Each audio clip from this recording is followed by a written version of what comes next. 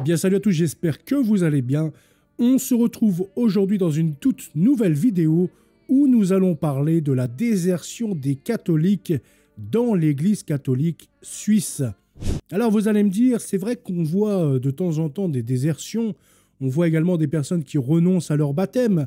Nous avons pu le voir par exemple en Belgique où il y a à peu près 16 000 personnes qui ont abandonné leur baptême suite à ce que les médias disent à des abus de prêtres. Ça va être le cas également ici en Suisse, mais je pense que c'est un prétexte. C'est un prétexte parce que en fait, le clergé ne veut pas voir la vérité. La vérité, eh bien, c'est que pour la plupart des messes, les homélies sont d'un ennui mortel. Il n'y a plus de profondeur, il n'y a plus de spiritualité, il n'y a plus que politique et progressisme et modernisme. Et ça, il y en a beaucoup qui ne veulent pas le voir. Et donc, ils se réfugient derrière les fameux rapports d'abus en disant tout de suite, eh bien, c'est à cause des rapports d'abus, les gens n'ont plus confiance en l'Église, ils abandonnent l'Église, etc. Mais en fait, ils ne creusent pas parce qu'ils savent que c'est leur idéologie derrière qui est le problème principal. Oui, il y a des problèmes il y a eu des crises concernant les abus. Certainement, beaucoup de catholiques sont partis aussi à cause de ça, un manque de confiance. Mais le problème, c'est aussi donc le jeu des médias à ce sujet. Parce qu'ils pointent et ils zooment le problème exclusivement sur les abus pédophiles, machin. Alors que si on creuse vraiment, si on regarde et qu'on dézoome un petit peu le problème, on se rend compte que c'est une extrême minorité qui a commis ces faits-là. Ce n'est pas tous les prêtres de l'Église catholique comme les médias, et puis beaucoup de personnes veulent le faire croire. Quand on débat ou même pas, par exemple, sous mes commentaires, j'en ai beaucoup qui m'insultent, qui insultent l'Église, qui insultent les prêtres de pédophiles, qui nous insultent, nous, de pédophiles parce qu'on est catholique et on défend des prêtres qui ne sont pas pédophiles, parce qu'il n'y a qu'une extrême minorité qui est pédophile. Il faut le rappeler, toujours le rappeler, car c'est une vérité et on n'occulte jamais la vérité. Et donc, je pense que beaucoup se cachent derrière ça. Parce que, comme je le disais, eh bien, beaucoup de prêtres sont beaucoup trop modernistes. Beaucoup de prêtres appartiennent trop à ce monde. C'est-à-dire, ils veulent plaire, ils veulent garder une certaine image d'eux, ils veulent garder une belle réputation, où ils n'osent pas bien, se mettre en confrontation avec des laïcs, avec des personnes qui s'occupent peut-être de l'Église, enfin des messes, etc. Et donc, ils se disent, je vais être tout seul si je me confronte un peu trop à eux. Et donc, je pense qu'il y a énormément de problèmes à ce niveau-là, et d'autres prêtres qui sont même isolés. D'ailleurs, vous avez une belle vidéo de l'abbé Romain que je vous invite à aller voir, où il relate certains témoignages de prêtres qui sont tout seuls face à des laïcs. Parce que pour la France, on est encore préservé, parce qu'en France, les laïcs ne sont pas payés, à part si on est diacre, etc. On peut avoir des financements par l'Église. Mais pour le cas de la Suisse ici, donc ici, c'est 67 500 personnes qui auraient déserté. Eh bien, le problème de la Suisse, ça va être un peu comme le problème en Allemagne. C'est que nous avons des laïcs qui sont financés, qui sont salariés. Donc, ce sont des groupes de puissance, des groupes qui grignotent jour après jour le pouvoir des prêtres, le pouvoir des évêques. Ils se forment en plusieurs groupes de modernistes, de progressistes, des personnes qui sont là en fait pour faire passer un agenda politique, un agenda moderniste, un agenda qui ruine en fait tout ce dont croit l'Église catholique. C'est bien ça le problème. Et donc les autres fidèles, quand ils voient ça, ils voient qu'il y a un groupe d'influence, un groupe de pouvoir. Et ils arrivent en plus par leur pouvoir à soumettre des prêtres. Je dis bien soumettre des prêtres. Parce que les prêtres n'ont pas d'autre choix. Sinon, une guerre est menée contre eux. Et donc il y a des résistants, grâce à Dieu. Et puis je vous invite à prier pour tous les prêtres résistants, que ce soit en Allemagne, que ce soit en Suisse. Il y a des prêtres qui luttent contre ce système de laïcars payés, de laïcars professionnels, d'agents laïcs qui sont là et qui, en groupe, comme une meute de modernistes, s'attaquent aux piliers de l'Église catholique. Et donc, c'est ça aussi le dégoût. C'est ça aussi le dégoût de certains fidèles. Ils voient ça, ils disent, que faire, j'arrive, c'est eux qui ont le pouvoir dans cette Église. C'est eux ils arrivent même à soumettre des évêques. Ils arrivent même à les faire paniquer. Donc, on expose cette surexposition des abus, de la pédophilie, pour paralyser. On paralyse complètement le clergé avec ces chiffres-là. Parce que le clergé se dit, ok, ouais, c'est vrai, il y a beaucoup d'actes. Même certains prêtres, etc., ne cherchent pas plus loin. Ils reconnaissent parce qu'ils sont... voilà, certains, ce sont des personnes âgées, ils ne vont pas sur Internet, etc. Donc, ils n'ont pas de chiffres de défense parce qu'on leur étale des chiffres et des chiffres présentés par des médias qui sont pour la plupart anticatholiques et qui ne veulent qu'une chose, c'est la destruction de l'Église. Donc, finalement, eh bien, ça les met hors jeu, les prêtres. Les prêtres sont hors jeu et pour ne pas se faire passer pour un pédophile, eh bien, ils perdent du pouvoir. Ça fait un petit peu comme la déchristianisation en France. Les personnes, sous couvert de ne pas vouloir souffrir, par exemple, nous l'avons vu sous le Covid, sont prêtes à accepter des sacrifices et des pertes de liberté, tout ça pour avoir un semblant de protection, ne pas être expulsé socialement, professionnellement, etc. Eh bien là, c'est exactement pareil. Certains prêtres, malheureusement, eh bien, par peur d'être isolés encore plus, par peur d'être mal vus, eh bien, laissent le pouvoir à ces laïcards. Et donc, j'invite aujourd'hui aussi tous les catholiques qui peuvent voir cette vidéo et qui peut-être vont à la messe en Allemagne ou en Suisse ou dans des pays du même style. Je ne sais pas si en Belgique, par contre, les laïcs sont payés. Je ne crois pas, mais peut-être que je peux me tromper. Mais en tout cas, en Suisse, oui. Bon, puisque vu qu'on parle de la Suisse, eh bien, je prends le cas de la Suisse. Eh bien, si vous êtes des catholiques suisses qui allez à la messe, opposez-vous à ces laïcards progressistes et modernistes. Montrez à votre prêtre que vous êtes un soutien. Et au moins, votre prêtre ne sera pas tout seul. Même à deux, au moins, vous pouvez eh bien, vous entraider, vous épauler, prier l'un pour l'autre. Et au moins, ça fait un confident. Même si vous êtes deux contre un groupe d'une dizaine, quinzaine de personnes, au moins, vous n'êtes pas tout seul et vous êtes deux. Alors, si vous êtes plutôt... vous suivez la ligne de l'Église, tout simplement. Vous n'êtes pas moderniste à vouloir changer. Donc, par exemple, comme j'en ai parlé hier dans la vidéo contre la tribune de la Croix, avec ceux qui veulent encore le diaconat pour les femmes, l'ordination pour les femmes, les reconnaissances LGBT, un espèce d'œcuménisme LGBT, je ne sais quoi. Si vous êtes contre toute cette décadence et ce progressisme, eh bien, essayez d'en parler à votre prêtre déjà pour voir la température à ce niveau-là et essayez de le soutenir. Soutenez-le de toutes vos forces. Ne le laissez pas seul et ne laissez pas vos bons prêtres seuls. Donc voilà, ça fait partie du problème tout ça. Et comme je disais également, les homélies qui sont endormissantes. Il y a des homélies qui sont d'une tiédeur. C'est tiède, il n'y a pas de combat, il n'y a rien.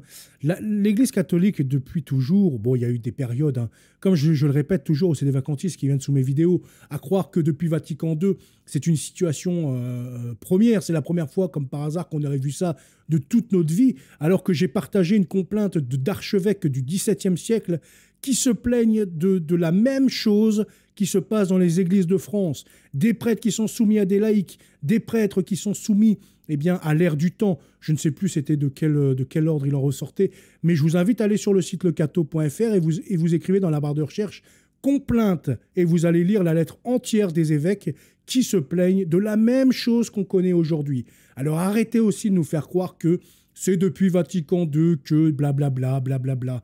Non, ça ne date pas d'aujourd'hui. Et donc aussi, pour en revenir à ça, eh bien, les homélies sont tièdes. Voilà, depuis toujours, l'Église catholique a toujours lutté contre les idées de ce monde qui sont bien souvent et en majorité néfastes pour l'Église catholique et pour les âmes. Encore aujourd'hui, ça ne rate pas. L'idéologie prônée, le laïcisme, l'anticatholicisme, les lois contre l'avortement. Est-ce que vous avez vu vos prêtres parler de soutenir les pro-vie, de soutenir des groupes pro-vie, d'être pro-vie et de ne pas être pour l'avortement, de lutter de toutes ses forces contre l'avortement? Est-ce que vous en avez entendu beaucoup parler de ça dans leurs homélies? Par exemple, pareil pour l'immigration, quand c'est la journée de l'immigration, ou même en dehors de la journée de l'immigration.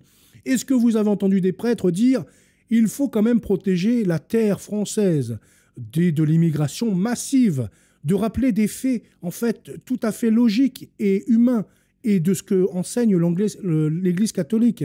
C'est-à-dire que l'immigration, oui, nous devons accueillir ce qui est tout à fait normal et ce qui est tout à fait dans la Bible et dans la tradition, mais accueillir correctement et ne pas se laisser envahir. Dans tous les cas, après ça, encore, bon, je veux dire, Le problème, c'est que ce n'est plus l'Église catholique qui a le pouvoir en France. Certains disent, oui, l'Église catholique, pro-immigration, ce sont des gogols, ceux qui disent ça. Ce sont des gros mongols. Et bien souvent, ces mongols qui disent ça, ce sont des nationalistes. Et ces nationalistes, eh bien, ils sont républicains. Et qui ils votent? Ils votent des Marine Le Pen, ils votent des Zemmour. En fait, ils votent pour toute la clique politique qui occupe la France depuis la Révolution et qui nous fout cette immigration massive. Parce que Éric Zemmour, s'il est en France, c'est bien grâce au décret Crémieux. Excusez-moi, le décret Crémieux, ce n'est pas l'ancien régime qui l'a mis en place. Sous l'ancien régime, il y avait peut-être quelques étrangers qui n'étaient pas de nationalité française, parce que la nationalité était pas tout à fait la même chose. Enfin, la citoyenneté était différente, c'était pas une citoyenneté. Mais il n'y avait pas d'immigration massive. Un étranger venait en France, devait respecter le pays. Il n'y avait pas de grande vague d'immigration. Et même s'il y avait eu des grandes vagues d'immigration, l'ancien régime l'aurait géré d'une façon très remarquable. Mais c'est pour dire qu'il faut arrêter également de dire que l'Église catholique, gna gna gna, pro-immigration, ça c'est faire preuve de mensonge intellectuel, puisque nous n'avons plus le pouvoir en France depuis la loi de séparation de l'Église et de l'État en 1902. Donc voilà, que le pape soit pour ou soit contre. D'ailleurs, avant Vatican II, les papes n'étaient pas forcément pour l'immigration massive non plus. Et pour autant, la République s'en est moquée. Elle a fait ce qu'elle avait à faire et elle a suivi l'agenda qu'elle avait à suivre. Donc arrêtez un petit peu de dire ça. Mais ça fait quand même du bien d'entendre des prêtres nous rappeler un petit peu ce qu'est l'immigration et comment le catholique doit se comporter face à l'immigration et ne pas se laisser envahir, qu'il faut avant tout s'aider soi-même, aider son prochain qui est à côté de lui, mais pas forcément aider son prochain qui est à 10 000 km, alors que, par exemple, ton frère SDF à côté, il meurt de faim. Donc c'est ça, aider son prochain, avant toute chose. C'est pas vouloir sortir des limites de ton pays. Dans ta propre famille, tu as des gens qui sont pauvres. Dans ta propre famille, tu as des SDF ou voilà, des gens qui peinent à manger. Déjà, aide déjà ta famille, aide déjà tes proches, et après, tu verras pour la suite. Alors, nous allons lire, sans surprise, l'article sur la désertion de l'Église catholique suisse. Alors, c'est Zenith News qui nous informe que l'Église catholique en Suisse est aux prises avec une vague vertigineuse de départ, puisque près de 67 500 personnes ont formellement renoncé à leur appartenance en 2023, un chiffre qui représente près du double des départs de l'année précédente. Cet exode sans précédent a mis à nu une crise de confiance et d'identité pour l'Église, motivée par des révélations d'abus et un paysage culturel en mutation. Un rapport d'abus suscite une prise de conscience à l'échelle nationale. Le tournant s'est donc produit en septembre 2023 lorsque l'Université de Zurich a publié une étude historique exposant plus de 1000 cas d'abus sexuels au sein de l'Église catholique suisse. S'étendant sur plusieurs décennies, le rapport a choqué la nation. Les chercheurs avertissant que ces cas n'étaient probablement que la partie émergée de l'iceberg. Donc là, encore une fois, voilà, on nous jette 1000 cas d'abus, tiens, sur des décennies. C'est-à-dire combien de décennies? 10 décennies, 100 décennies, 4000 décennies, 2 décennies, combien de temps? Mettez des chiffres. Parce que là, du coup, on dit, ah ouais, voilà. Encore une fois, il y a des abus, c'est partout. Tous les prêtres sont des putains de pédophiles, tous les prêtres machin. Voilà, ça laisse à penser ça. Donner des chiffres concrets. Sur combien de temps ça s'est étendu? Plusieurs décennies, ok, mais combien de temps exactement? Donnez plus d'informations dans vos articles également. Au lieu de dire, oui, il y a eu des abus, ok, 1000. 1000, mais sur combien de temps? Parce que quand on remet, si par exemple c'est sur 20 ans ou 30 ans, 1000, voilà, ça reste une minorité, excusez-moi. C'est le fait d'une minorité. Alors arrêtez toujours de zoomer sur des faits comme pour faire croire que c'est immense. Monseigneur Félix Gmür, président de la conférence épiscopale suisse et évêque de Bâle, a reconnu l'impact dévastateur de ces révélations. Le nombre élevé de départs était prévisible suite à la publication de l'étude pilote sur les abus sexuels au sein de l'Église, a-t-il déclaré, réfléchissant à la perte de confiance parmi les fidèles. Alors si, aussi, j'ai oublié d'en parler, si une petite étude de 1000 abus sur des décennies, comme il est dit, donc je ne sais pas, peut-être 10 ans, ça suffit à faire paniquer un catholique et à le faire s'exiler de l'Église catholique, c'est que déjà il était très tremblotant, il était très, très tiède et il n'était pas forcément catholique. Hein. Parce que c'est pas parce qu'il y a des abus dans ton clergé que ça y est, tout est acheté, tout est à mettre à la poubelle. J'ai envie de vous dire, dans vos gouvernements, que ce soit chez les professeurs, dans toutes les institutions républicaines, pour prendre le cas de la France, Il y a eu énormément de cas pédophiles et ça ne vous a pas empêché d'être toujours des républicains, d'aller déposer votre petit bulletin de vote dans votre urne et de mettre vos enfants à l'école. Alors arrêtez de nous faire croire, à cause de gna gna gna. C'est parce que c'était des tièdes, ils avaient déjà quitté l'église pour peut-être la plupart déjà bien avant ça, et c'était le prétexte pour enfin s'émanciper des lois de Dieu en trouvant un prétexte fallacieux, des abus qui sont le fait d'une minorité encore une fois. Une crise au-delà du scandale. Alors que le scandale des abus est d'actualité, Monseigneur Gmür a souligné les défis systémiques plus profonds auxquels l'Église est confrontée. L'environnement de l'Église catholique subit des changements rapides, voire se dissout complètement, a-t-il remarqué. La foi n'est plus un élément déterminant de la vie quotidienne pour beaucoup et sa transmission d'une génération à l'autre a diminué. Ça, c'est entièrement, par contre, la faute du clergé et des évêques en place. Soyez un peu plus fermes, soyez quand même des prêtres de Dieu, vous incarnez le Seigneur Jésus-Christ. Soyez fermes et justes au lieu de vous soumettre à des laïcs financés ou salariés. Voilà, déjà, commencez par là, peut-être que l'Église se portera mieux. Cette érosion de la foi est un problème de longue date, exacerbé par un changement sociétal plus large vers la laïcité. L'Église, autrefois pierre angulaire de la vie culturelle et spirituelle suisse, peine aujourd'hui à rester pertinent dans une société de plus en plus pluraliste et individualiste. Bon, ça, on a à peu près les mêmes problèmes qu'en France. Les efforts pour établir la confiance, malgré les initiatives visant à résoudre la crise des abus et à renouer avec les catholiques désabusés, les perspectives restent sombres. Monseigneur Gmür a admis qu'il semblait presque impossible d'inverser la tendance. L'Église est en train de rétrécir et malheureusement, c'est une tendance qui ne peut pas être arrêtée, a-t-il déclaré avec une sombre franchise. Donc commencez peut-être à défendre la messe tridentine, à défendre l'ancienne messe. Peut-être que certaines personnes déjà, ils veulent cette ancienne messe. Je ne vois pas pourquoi vous devriez interdire à ces personnes-là de prier. Revoyez également les homélies. Moi, je ne sais pas si je suis évêque de ma paroisse, de mon diocèse, eh bien, je demanderai aux prêtres de faire des vraies homélies. Des vraies homélies parce qu'ils sont financés, payés et ils incarnent quelque chose. Ils ont un sacerdoce, c'est pour ça. C'est pas pour faire de la politique moderniste, progressiste, etc. Les efforts visant à rétablir la confiance comprennent des mesures de transparence, des forums d'écoute pour les victimes et une plus grande responsabilité au sein des structures ecclésiastiques. Voilà, donc en fait, là, les mesures, c'est encore une fois de donner plus de pouvoir aux laïcs pour qu'ils grignotent toujours plus les prêtres, les évêques, sous couvert qu'ils auraient des solutions pour pallier à ça et que grâce à eux, les catholiques vont revenir dans l'Église alors que bien souvent, au contraire, à cause de ces laïcards qui se prennent pour des prêtres.